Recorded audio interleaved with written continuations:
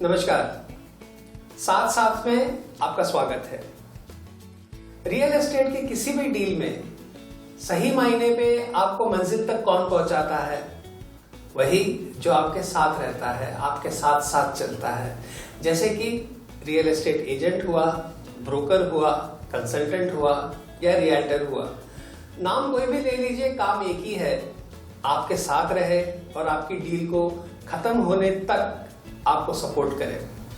इसी विषय पे कि ब्रोकर क्या होता है, रियल्टर क्या होता है, कंसल्टेंट पे क्या फर्क है और ये साथ साथ आपके रह के आपके रियल एस्टेट डील को पॉजिटिव कैसे कर सकते हैं, हम बात कर रहे हैं श्री प्रवीण फंसे से, जो नेशनल एसोसिएशन रियल्टर्स इंडिया के नवी मुंबई चैप्टर के सेक्रेटरी है।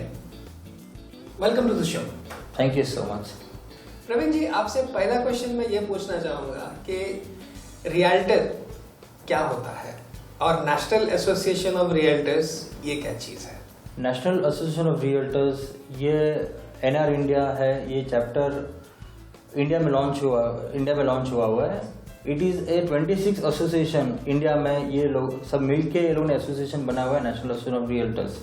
ये इंडिया में हर स्टेट में, मेट्रो सिटीज में जो लोकल एसोसिएशन है, ये लोग ने सब क्लब करके लोग नेशनल एसोसिएशन ऑफ रियल्टर्स बनाया हुआ है। इसका बेनिफिट रियल्टर्स को है कि we are getting a very good platform in national levels and international levels. Sir, मैं आपको यहाँ रोक के ये पूछना चाहूंगा कि ये हो गया नेशनल एसोसिएशन रियल्टर्स इंडिया के बारे में। ओके, रियल्टर क्या होता है? रियल्टर इज अ ब्रोकर जी। We helps our consumer. हमारे जो कस्टमर्स है हम उनको हेल्प करते हैं to take a flats, to make a paper works. उनको एक सही गाइडेंस देते हैं, एक सही रास्ता बताते हैं पेपर वर्क्स के बारे में, लोकेशंस के बारे में, बिल्डर्स के बारे में, नियर बाय लोकेशन एरियाज के बारे में। तो प्रवीण जी, क्या ये सही होगा कहना कि नेशनल एसोसिएशन रियल्टर्स इंडिया का जो मेंबर वही रियल्टर? नहीं, जरूरी नहीं है sir. Okay, what's the difference? National जो एनआर इंडिया में है, जो लोग हम एनआर इंडिया खाली रियल्टर्स को एक पॉलिश कर रहे हैं, उनको एक एजुकेशन दे रहे हैं, एक सही प्लेटफॉर्म दे रहे हैं जी काम करने का। जी। आज लोग रियल्टर्स काफी ऐसे लोग हैं इंडिया में जो एनआर इंडिया से जुड़े नहीं है, जो अलग एसोसिएशन से, लोकल एसोसिएशन जुड़े हुए हैं। ओके। रियल्टर जरूरी नहीं कि वो यहाँ पे आके खाली, we are only getting a very good benefit of education in NAR India and networking. तो एनआर इंडिया के बारे में अगर पूछे, essentially what you are saying is it is an association at a national level of members who represent local bodies। मतलब brokers के, realtors के जो एसोसिएशंस है डिफरेंट सिटीज, डिफरेंट स्टेट्स, इन्होंने मिलके बनाया वो national association realtors India, which again is the Indian chapter of NAR, which is a globally। Praveen ji, आपसे ये पूछना चाहेंगे कि NAR इंडिया नवी मुंबई के मेंबर्स कौन है और उसकी एक्टिविटीज किन एरियाज में रहती है? नवी मुंबई का जो एरिया जो हमारा स्टार्ट होता है, it is from Panvel to Airoli. हमारे एसोसिएशन में मेंबर्स फ्रॉम ऐरोली से लेके पनवेल से हर अलग अलग नोड से आए हुए हैं। We are getting members from Panvel, from Nerul, from Vashi, from Kharghar, from Airoli. यानी आपका एरिया ऑफ ऑपरेशन जो है नवी मुंबई शहर में जितने ब्रोकर्स हैं, they technically can be members of NR India Navi Mumbai chapters. ठीक है, तो इसमें आप एक्टिविटीज क्या करते हैं? हम लोग एजुकेशनल एक्टिविटीज करते हैं। हर 3 महीने के अंदर we are every 3 months we are making education series. हम यहाँ के जो वेल नोन लॉयर्स है, सिडको ऑफिसर्स है या कुछ मोटिवेशनल स्पीकर्स है, उनको बुला के हम उनको एजुकेशन ट्रेनिंग्स देते हैं कि which they are not getting a knowledge, they are not getting a platform, very good platform. कि काफी लोगों को मालूम नहीं कि पेपर वर्क कैसा करना चाहिए। आप बात कर रहे हैं ब्रोकर कम्युनिटी की हम बात कर रहे हैं। तो काफी लोगों को मालूम नहीं होता कि how we have to do a paper works. तो हम काफी अच्छे वेल नोन लॉयर्स को बुलाते हैं, सिडको ऑफिसर्स को बुलाते हैं, उनको हम बताते हैं कि क्या किधर हमको तकलीफें आती है ब्रोकर्स को, उस बारे में। हम काफी लास्ट टाइम हमने कुछ पुलिस यहाँ के जो लोकल्स है उनको बुलाया था कि how we can police university हम कैसे कर सकते हैं, कि हम लोगों what we are to precautions क्या लेने पड़ते हैं डॉक्यूमेंट्स के बारे में, एग्रीमेंट रजिस्टर करना कंपलसरी है। All this we are giving education benefit to our members. यानी कि ये जो आपके मेंबर्स हैं ब्रोकर्स और मेंबर्स ऑफ एनआर इंडिया, उनको एक एजुकेशन का फायदा मिलता है, एक ऑर्गेनाइजेशन का फायदा मिलता है। You come together, you share knowledge, you gain from that knowledge, जिससे आप आपके कस्टमर को बेहतर सेवा दे सकते हैं। You are able to give better real estate services. अब तीसरा जो पहलू है after organisation and education, that is self regulation. क्या एनएआर इंडिया ब्रोकर कम्युनिटी में, रियल्टर्स में सेल्फ रेगुलेशन का एलिमेंट भी लाता है? एनआर इंडिया हम लोग को ऐसा प्रेशर नहीं करता है कि you should work for us और आप गवर्नमेंट अथॉरिटी के पास जाओ। We are getting a very good benefit from NR India. NR India के पास ग्रीवेंस कमेटी है, एजुकेशन कमेटी है, there are various committee which help brokers to fulfil our needs. जी। और एनआर इंडिया ट्राई कर रहा है गवर्नमेंट से कि to make NAR India as a regulatory body in government of India. Okay. Whatever we are getting needs, we are getting total needs from NR India. चलिए sir, बात करते हैं नवी मुंबई के बारे में। नवी मुंबई में जब लोग घर खरीदने आते हैं, जी हाँ, तो सबसे ज्यादा उनके दिमाग में कौन सी चिंता होती है? सबसे ज्यादा चिंता होती है एक्चुअल यूजर्स को नवी मुंबई में पेपर वर्क्स के बारे में, बिल्डर्स के बैकग्राउंड्स के बारे में, और उनके जो टाइटल्स क्लियर होते हैं उनके बारे में सबसे ज्यादा उनको चिंता होती है। हमारे यहाँ पे 3 टाइप्स ऑफ प्लॉट्स आते हैं। जी। This is a leasehold land. Okay. CIDCO ने ये नवी मुंबई टोटल सिटीज बनाया हुआ है। जी। टेंडर प्लॉट्स आते हैं, सोसाइटी प्लॉट्स आते हैं, गाउटम प्लॉट्स आते हैं, ट्राई पार्टी प्लॉट्स आते हैं। Okay. एक्चुअल यूजर्स को मालूम नहीं पड़ता है कि हमको किस प्लॉट्स में इन्वेस्ट करना चाहिए या किस प्रॉपर्टी में हमको लेना चाहिए। तो हम रियल एस्टेट जो ब्रोकर्स है, हम उनको परफेक्टली गाइडेंस देते हैं कि we have to invest in tender plots, society plots and tri party plots. इसके बारे में हम लोगों को, एक्चुअल यूजर्स को, यहाँ पे नवी मुंबई के अंदर गाउटम प्लॉट्स भी है। जी। तो we doesn't tell anyone to go in gaothan plots. यहाँ के बिल्डर्स काफी लोगों को मिसगाइड करके उनको वहाँ पे बुकिंग कराते हैं। ओके। यानी कि सबसे ज्यादा चिंता टाइटल की होती है, किस टाइप का प्लॉट है जिसपे कि आप बिल्डिंग में इन्वेस्ट करने की सोच रही है। अलग अलग टाइप प्लॉट्स के आपने जो बताया उसमें क्या फर्क होता है और उसमें व्हाट कैन गो रॉन्ग, क्या उसमें नुकसान हो सकता है, इस पर चर्चा करेंगे एक छोटे से ब्रेक के बाद। आप कहीं जाइएगा नहीं।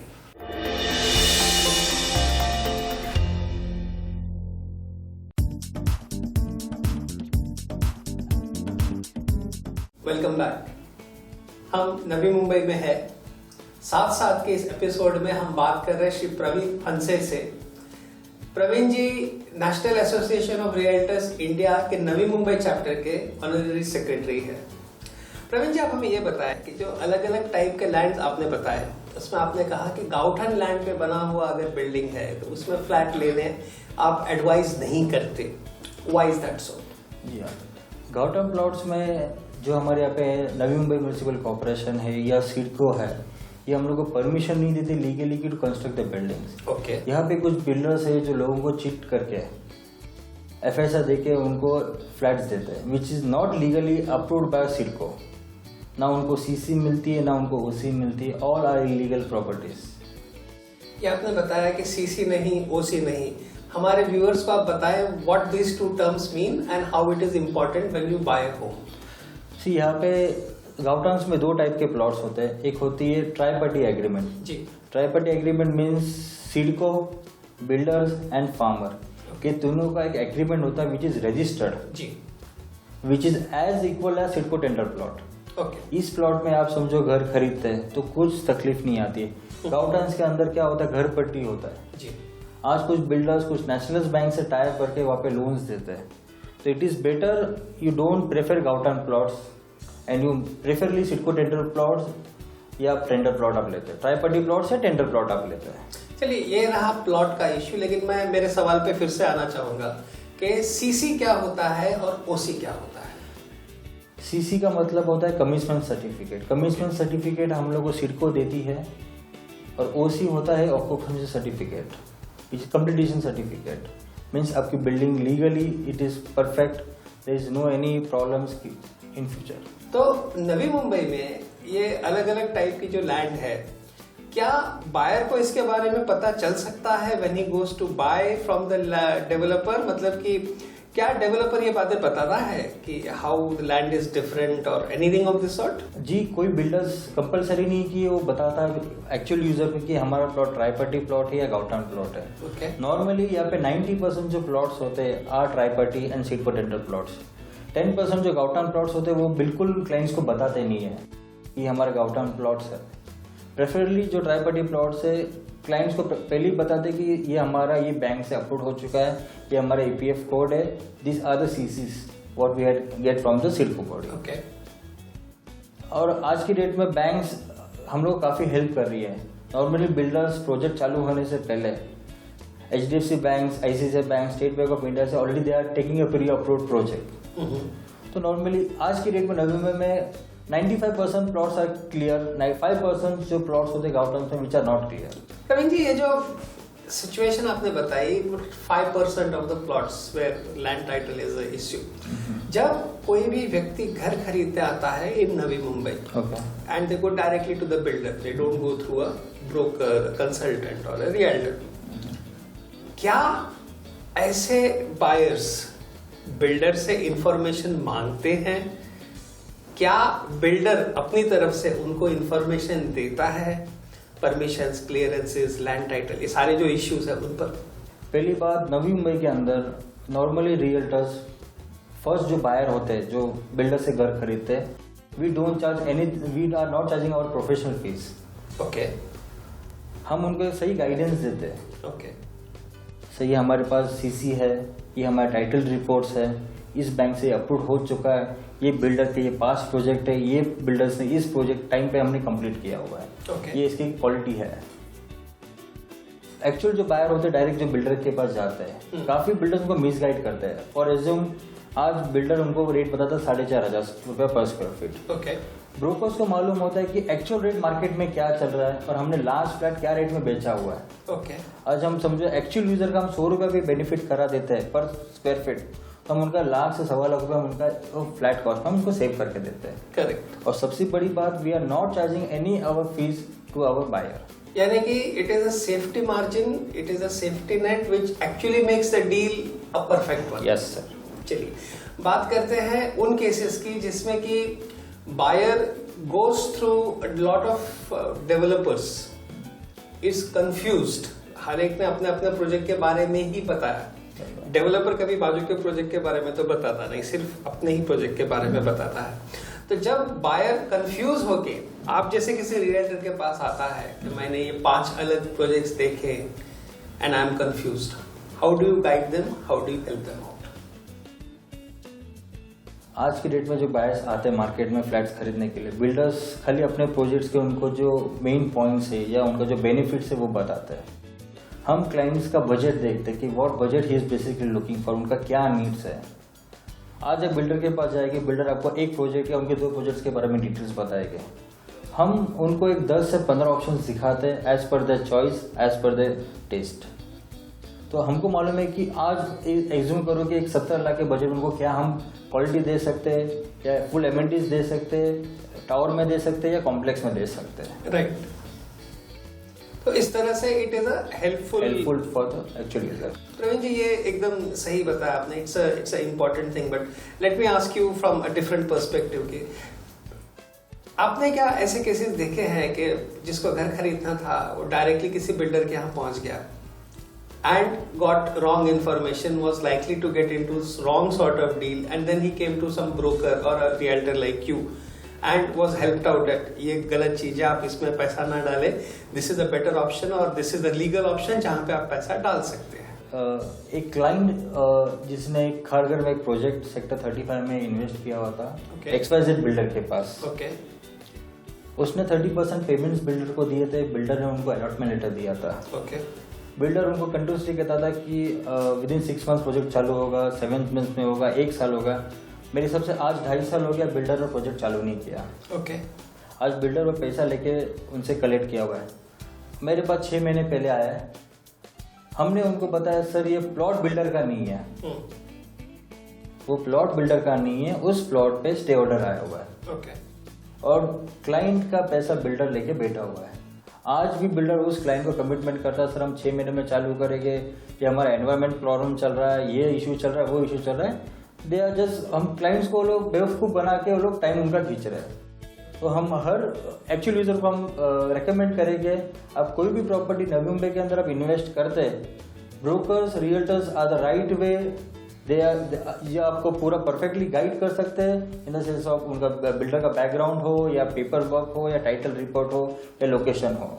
और सबसे मेन बात है कि वो आपको बढ़िया सा रेट में एक्चुअल जो मार्केट रेट चल रहा है उससे आपको 100-200 रुपये पे रेट में डिस्काउंट करके आपका प्रोजेक्ट दे सकते हो। उसका रीज़न मैं बताता हूँ। अब इंडिविजुअल क्लाइंट्स बिल्डर के पास जाता है, बिल्डर का माइंडसेट क्या होता है कि ये मेरे पास फर्स्ट टाइम बायर आ रहा है, वो अपने 2 या 4 दूसरों को मेरे पास रिकमेंड करेगा। पर बिल्डर के लिए broker is a very good platform. Builder सोचता है कि ये मेरा रियल्टर है, ये हम लोग को एक नहीं हमारे 100 फ्लैट या 50 फ्लैट बेचता है एक प्रोजेक्ट में। तो हमेशा बिल्डर्स ब्रोकर को रिकमेंड करते हैं कि builders are they are giving very good benefit to brokers the rate of discount which can be passed on to the end user. ये बातें जो है वो कुछ डरावनी भी है और कुछ उसमें सीखने वाली भी बातें हैं, लेकिन इस पे आगे चर्चा करेंगे एक छोटे से ब्रेक के बाद। आप कहीं जाइएगा नहीं।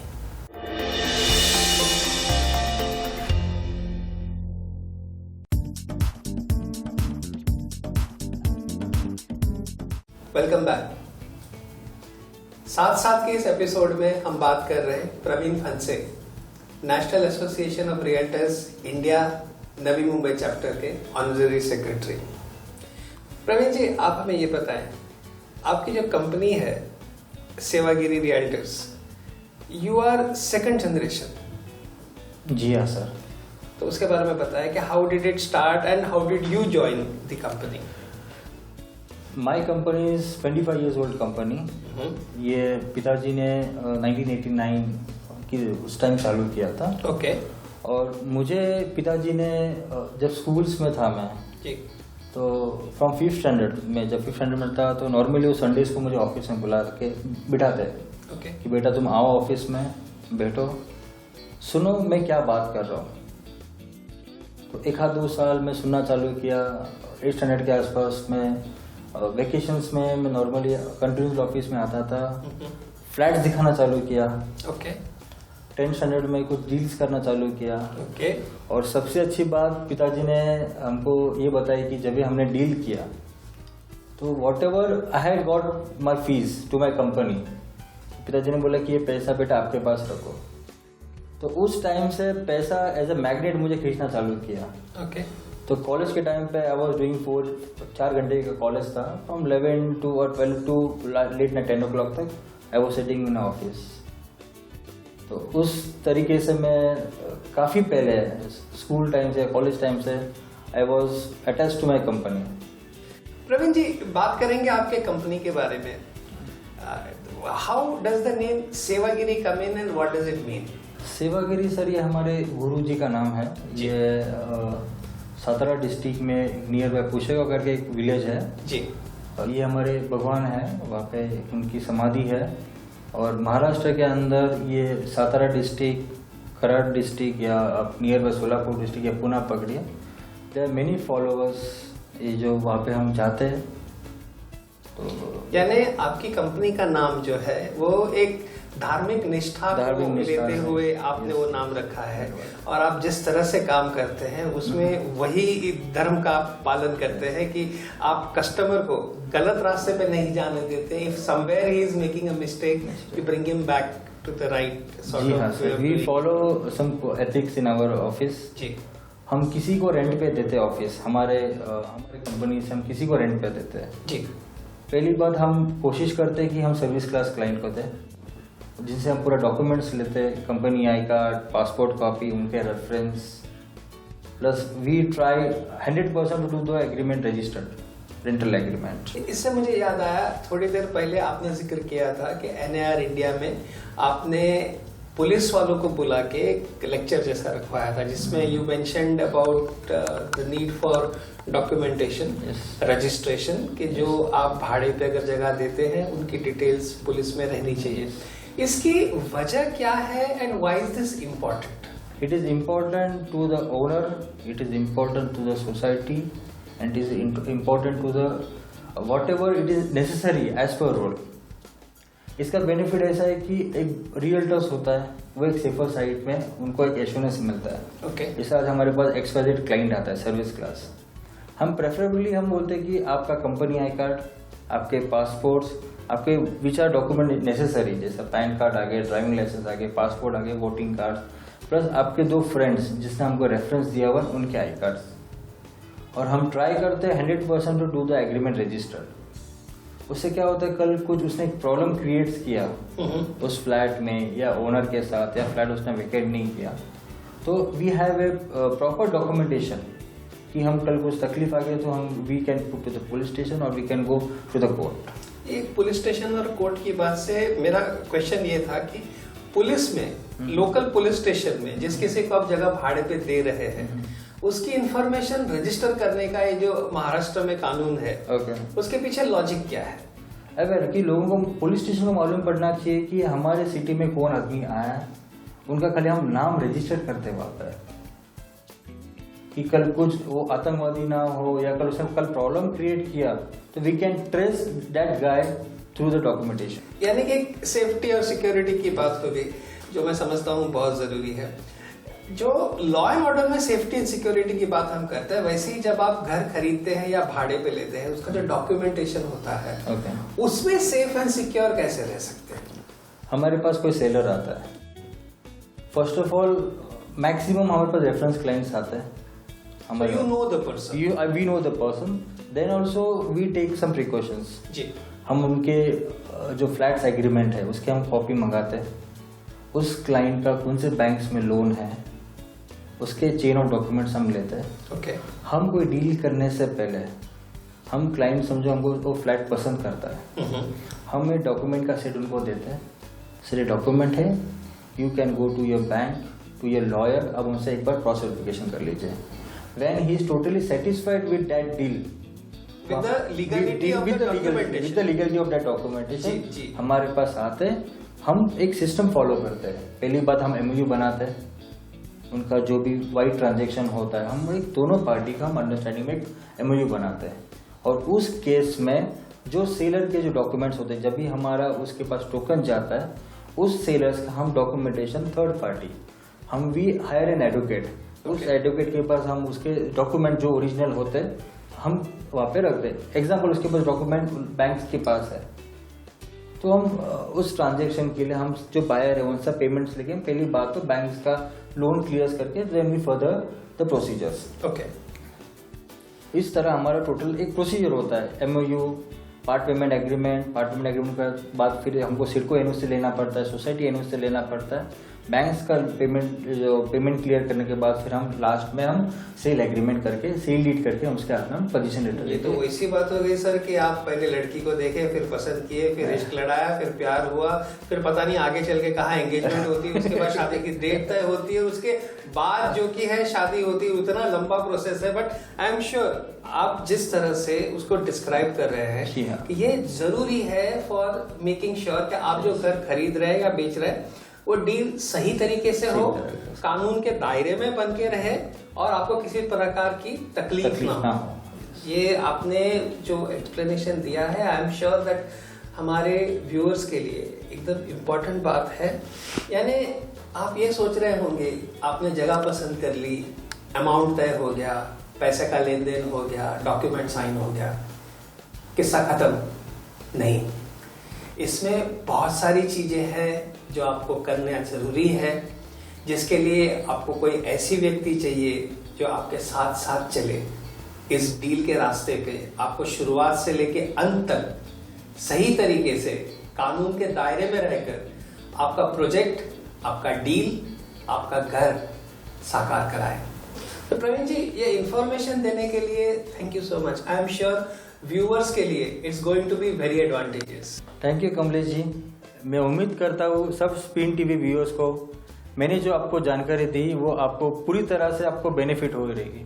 तो हमने बात की श्री प्रवीण फंसे, NAR India Navi Mumbai chapter के सेक्रेटरी। अगले एपिसोड में साथ साथ के फिर किसी ऐसे प्रोफेशनल से आपसे मिलवाएंगे जो आपके घर की ढूंढने में, प्रोसेस में, आप जिस तरह से घर ढूंढते हैं उसके प्रोसेस में सही तरीके से आपके साथ साथ चले और आपको आपका घर दिलाए। तब तक के लिए thank you and good bye.